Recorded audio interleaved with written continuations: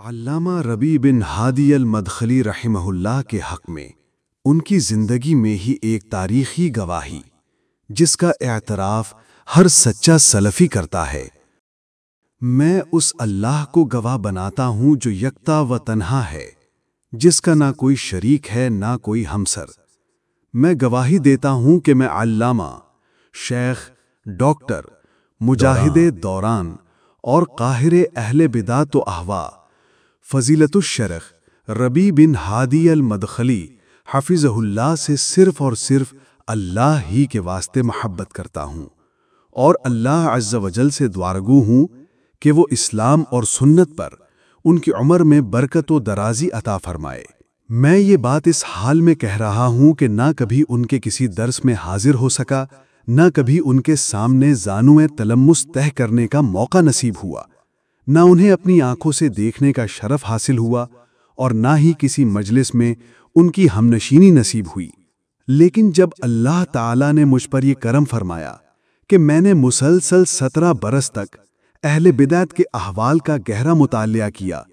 اور دین و دنیا پر ان کی تباہ کاریوں کی سنگینی کی معرفت حاصل کی، تو میں اس یقین کامل تک پہنچا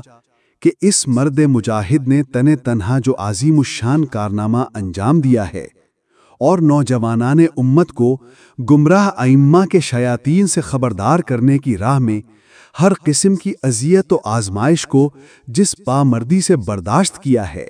وہ بلا شبہ ربانی کرامات میں سے ایک کرامت اور ایک خصوصی اعزاز ہے۔ حقیقت یہ ہے کہ ہمارے اس زمانے میں کوئی بھی شخص اہل بدعت کے خلاف ان کی مانند سینہ سپر نہیں ہوا۔ بس اللہ تعالیٰ ان کی مغفرت فرمائے اور ان کا خاتمہ بالخیر کرے۔ تحریر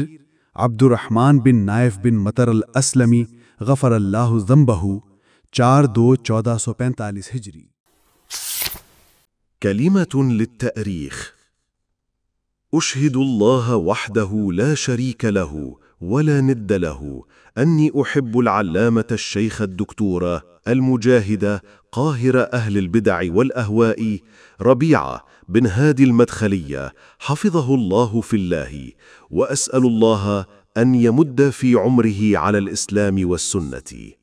أقول هذا وأنا لم أحضر له درسا قط، ولم أتتلمذ عليه، ولم أره بعيني قط، ولم يجمعني مجلس معه، ولكن لما أكرمني الله بدراسة أحوال أهل البدع على مدى 17 سنة كاملة ومعرفة خطورتهم على الدين والدنيا،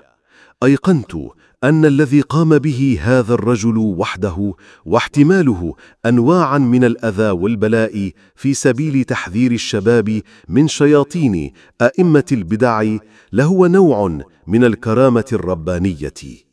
فلم يتصد لهم مثله في زماننا هذا، فغفر الله له وختم الله له بالحسنى.